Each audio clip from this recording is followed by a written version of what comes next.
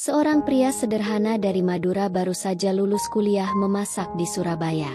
Demi membantu ekonomi keluarganya, ia menerima pekerjaan sebagai chef pribadi di istana mewah Arab Saudi. Tak disangka, di sana ia bertemu seorang janda cantik bernama Aisyah yang hidup sendiri setelah kehilangan suaminya. Dari hubungan majikan dan pekerja, mereka mulai saling mempercayai, hingga perlahan saling jatuh cinta. Tapi, bisakah cinta tumbuh di tengah perbedaan budaya, status, dan masa lalu yang belum selesai? Penasaran dengan cerita lengkapnya? Jangan lupa subscribe channel Rahasia Ranjang untuk melanjutkan menyaksikan cerita ini. Langit sore di atas Pulau Madura berwarna jingga lembut ketika sebuah motor tua memasuki pekarangan sebuah rumah kayu sederhana. Di atas motor itu, seorang pemuda dengan wajah tampan dan mata penuh harapan tersenyum lebar. Itulah Dimas, anak pertama dari keluarga nelayan kecil yang baru saja kembali dari Surabaya. Ia baru saja menyelesaikan kuliah memasak.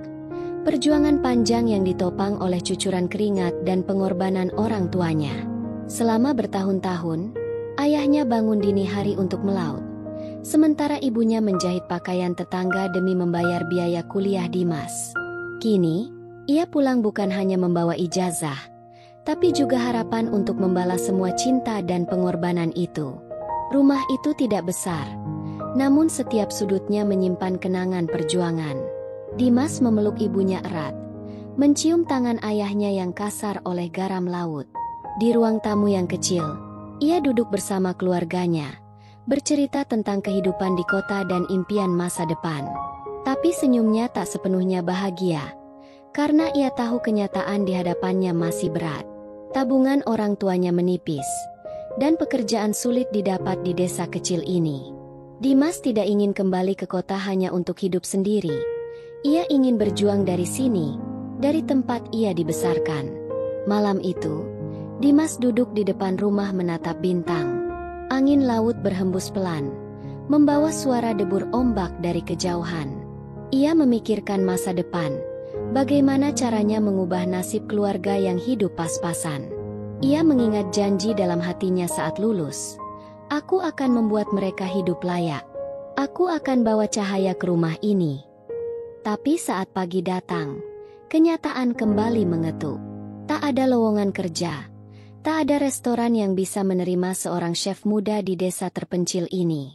Bahkan teman-teman lamanya pun lebih memilih merantau ke kota atau jadi buruh bangunan. Setiap hari Dimas membantu orang tuanya.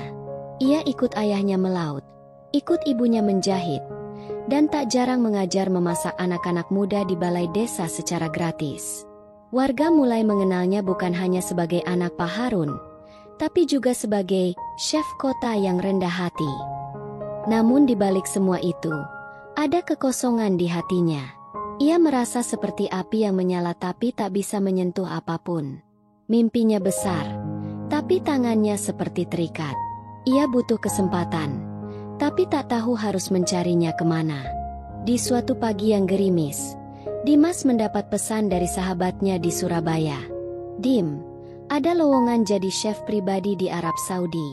Gajinya besar. Mau coba daftar?" Matanya membesar. Hatinya bergetar. Mungkin ini bukan sekadar lowongan kerja. Mungkin ini adalah pintu. Ia menunjukkan pesan itu ke ayah dan ibunya. Mereka terdiam lama. Lalu ibunya memeluknya sambil berkata, "Kalau itu takdirmu, kejarlah. Tapi jangan pernah lupakan rumah ini." Dimas mengangguk, dengan mata yang mulai basah oleh air mata yang ia tahan sejak lama. Hari itu, langkah Dimas dimulai. Ia membuka laptop tuanya, mengetik surat lamaran dengan hati berdebar.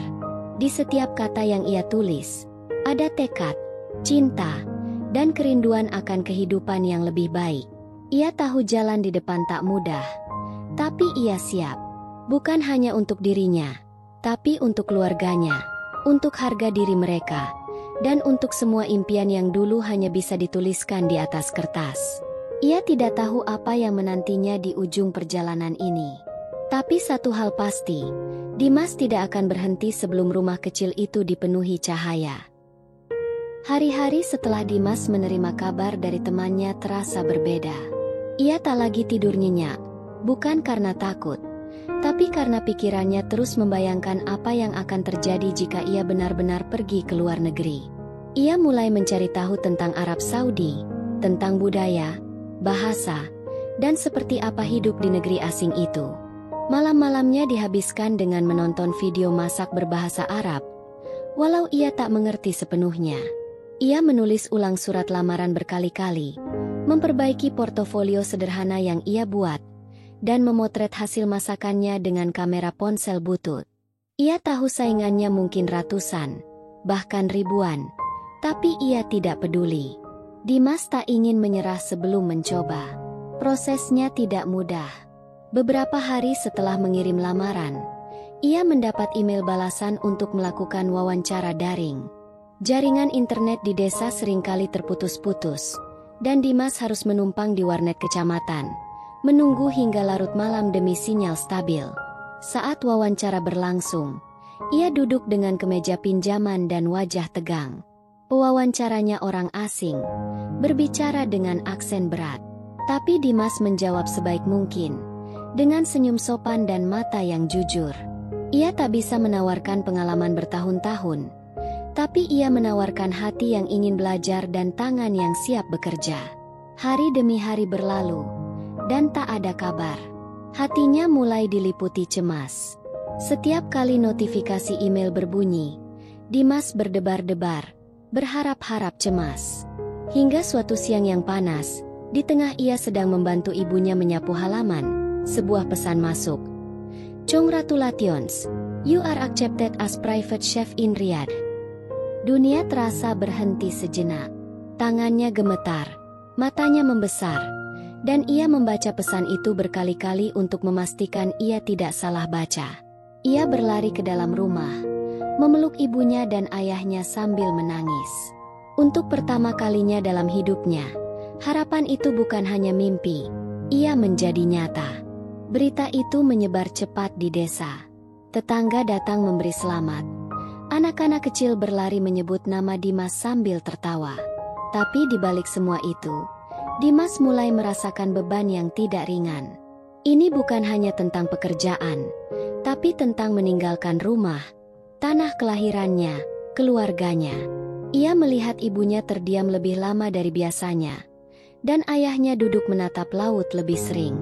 Malam sebelum keberangkatan, Dimas mendengar ibunya berdoa dalam bisikan yang panjang, dengan air mata menetes ke sajadah. Ia tak ingin membuat mereka sedih, tapi ia tahu, untuk membahagiakan mereka, ia harus pergi jauh. Hari keberangkatan pun tiba. Pagi itu, Surabaya diguyur gerimis tipis seolah langit pun ikut menangis.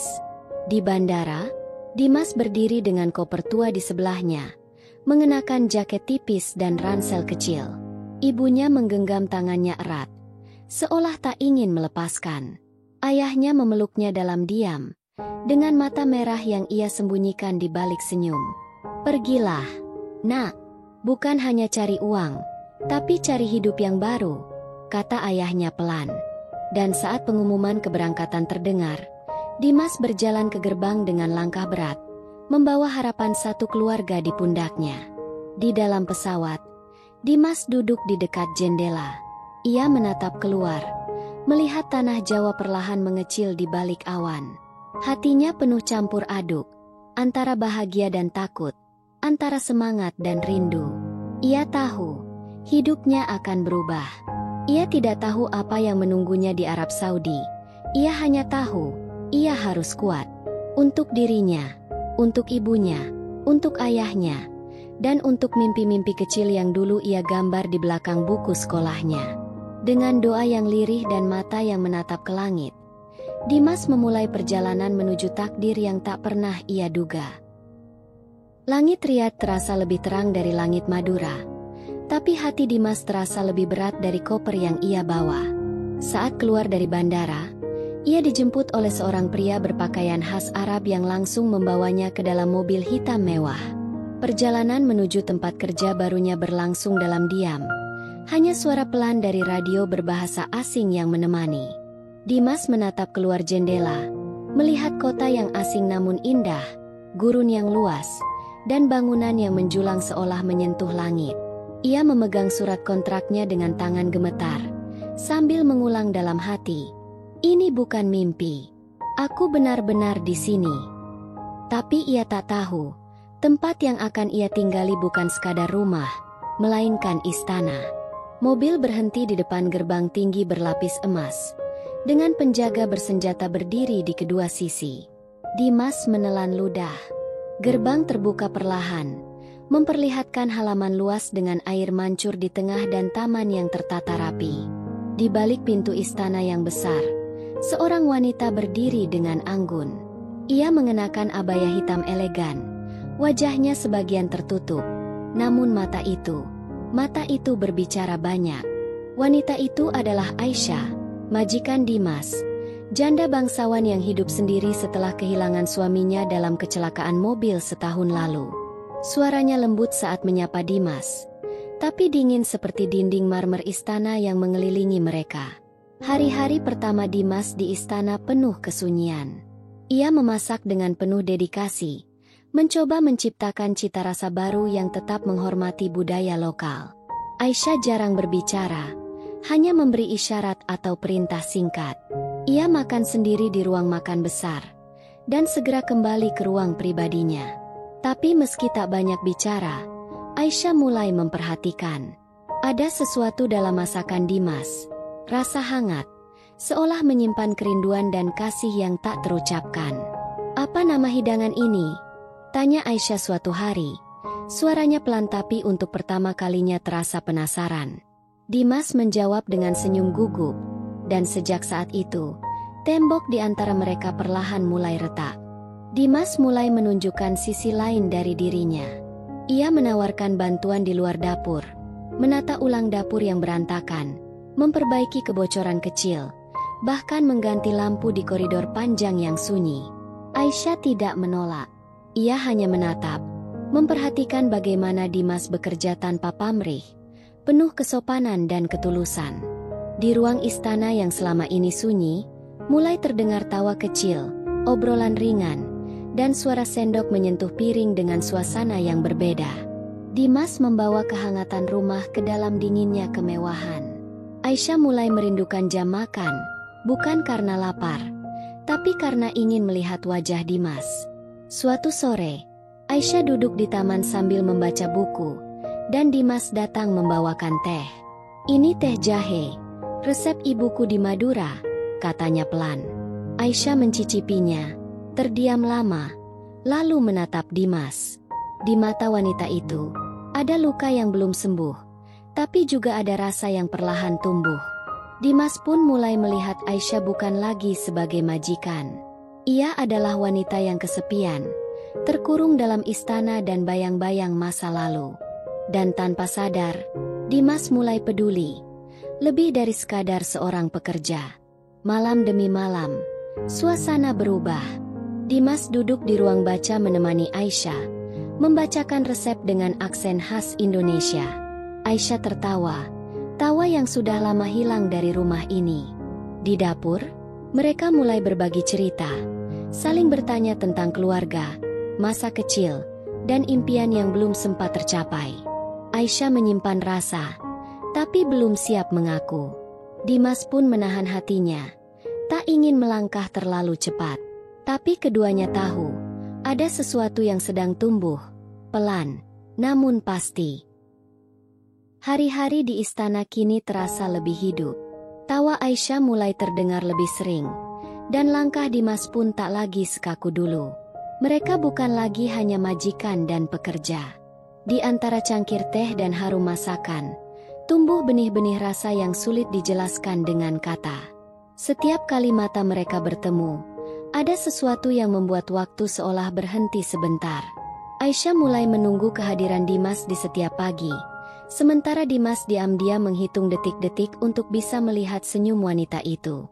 Tapi di balik kedekatan itu, ada dinding yang masih berdiri, dinding yang dibangun dari masa lalu yang belum selesai. Aisyah adalah wanita yang pernah sangat mencintai suaminya, seorang pria bangsawan kaya raya, meninggal secara tragis dalam kecelakaan mobil saat mereka baru 2 tahun menikah. Sejak saat itu, ia menutup hatinya rapat-rapat. Istana ini menjadi penjara, dan semua orang yang datang hanya dianggap bayangan. Tapi Dimas berbeda. Ia hadir dengan kesederhanaan, tanpa ambisi, tanpa niat lain selain membantu. Kejujuran itulah yang membuat Aisyah takut. Karena untuk pertama kalinya sejak kepergian suaminya, hatinya bergetar kembali. Suatu malam, Aisyah duduk di balkon istana, menatap langit riyad yang bertabur bintang. Dimas datang membawakan selimut tipis, tanpa diminta. Mereka duduk berdampingan dalam diam. Angin malam berhembus pelan, membawa aroma mawar dari taman istana. "Kau tak pernah menanyakan tentang masa laluku," ucap Aisyah lirih. Dimas menunduk, lalu menjawab pelan, "Karena aku menghormati lukamu. Aku hanya ingin membuat hari-harimu lebih ringan." Aisyah menoleh. Di sana, di mata Dimas, ia melihat ketulusan yang selama ini ia rindukan. Sejak malam itu, hubungan mereka berubah. Aisyah mulai membuka diri, menceritakan kisah cintanya yang hilang, rasa bersalah yang ia simpan, dan kesepian yang membunuhnya pelan-pelan. Dimas mendengarkan dengan sabar, tanpa menyela. Ia tak menawarkan nasihat, hanya kehadiran. Dan itulah yang paling Aisyah butuhkan. Dalam dekapan keheningan, mereka saling menguatkan. Luka Aisyah pelan-pelan sembuh bukan karena waktu, tapi karena cinta yang tumbuh dengan penuh pengertian. Dimas pun membuka kisahnya, tentang keluarganya di Madura, tentang perjuangan orang tuanya, dan tentang janji yang ia genggam saat berangkat ke Arab. Aisyah mendengarkan, lalu menatapnya dalam-dalam. "Kau datang bukan hanya untuk bekerja, Dimas. Kau datang untuk mengisi kekosongan ini." Kalimat itu membuat Dimas diam. Tapi dalam hatinya, badai mulai reda, dan langit mulai cerah. Ia tahu, ia mencintai wanita ini. Bukan karena istananya, bukan karena statusnya, tapi karena hatinya. Malam berikutnya, saat bulan penuh menggantung di langit, Dimas dan Aisyah berdiri di tengah taman istana. Di sana, di antara bunga-bunga yang bermekaran, Aisyah menggenggam tangan Dimas. "Aku takut mencintai lagi," katanya pelan. Dimas tersenyum, lalu berkata, "Aku pun takut. Tapi aku lebih takut kehilangan kesempatan mencintai seseorang seperti kamu." Dalam keheningan, mereka saling berpelukan. Untuk pertama kalinya, tidak ada jarak, tidak ada gelar, tidak ada masa lalu. Hanya dua hati yang akhirnya berani mengakui cinta yang selama ini tumbuh dalam diam. Hari-hari setelah pengakuan cinta itu berjalan lebih hangat dari sebelumnya. Tidak lagi ada canggung di antara mereka. Tidak lagi hanya senyuman diam di sudut dapur atau taman. Aisyah kini menyambut Dimas setiap pagi dengan senyum yang lembut. Dan Dimas selalu membalasnya dengan mata yang jujur. Mereka mulai merencanakan hal-hal kecil bersama. Membuat menu baru, merombak taman belakang, bahkan berandai-andai membuka restoran amal untuk anak yatim. Tapi di balik semua itu, ada kegundahan yang tak bisa dihindari. Bisakah cinta mereka diterima di dunia yang masih percaya pada kasta, nama, dan garis keturunan? Dimas hanya pria dari desa, dan Aisyah adalah janda bangsawan Arab. Tapi keduanya tahu, yang mereka miliki jauh lebih berharga. Kejujuran dan kasih yang tumbuh dari luka yang sama. Suatu malam, saat Aisyah duduk membaca di perpustakaan, Dimas masuk dengan wajah gugup. Di tangannya ada kotak kecil dari kayu, dibungkus kain batik Madura. "Ini bukan emas, bukan permata, tapi ini milik ibuku. Dulu dia bilang, beri ini hanya pada wanita yang hatinya lebih indah dari wajahnya." Aisyah membuka kotak itu, dan menemukan cincin sederhana dari perak. Ia memandang Dimas dengan mata berkaca-kaca. Tidak perlu kata-kata. Dalam diam, ia mengangguk. Dan malam itu, langit riyad menyaksikan sebuah janji suci yang tidak diikat oleh status, tapi oleh cinta yang tak tergantikan. Persiapan pernikahan mereka dilakukan sederhana, tapi penuh kehangatan. Aisyah memilih untuk menikah tanpa pesta mewah. Ia ingin yang hadir adalah orang-orang yang benar-benar berarti. Para pelayan istana yang sudah seperti keluarga, beberapa teman dekat, dan keluarga Dimas yang diterbangkan langsung dari Madura. Saat pesawat mendarat di Riyadh, Dimas berlari memeluk ayah dan ibunya, yang menitikan air mata saat melihat anaknya berdiri gagah di negeri asing. "Ibu, ayah, ini bukan hanya tentang keberhasilan," ucap Dimas sambil menangis. "Ini tentang doa kalian yang tidak pernah lelah menjaga langkahku." Hari pernikahan itu datang dengan langit cerah, angin lembut, dan senyum dari setiap wajah yang hadir. Aisyah tampil anggun dalam balutan gaun putih sederhana, dan Dimas mengenakan baju adat Madura yang penuh makna. Prosesi berlangsung di taman istana, di bawah pohon zaitun yang telah berdiri sejak puluhan tahun. Saat Dimas mengucapkan ijab kabul dengan suara mantap, Aisyah tak mampu menahan air matanya.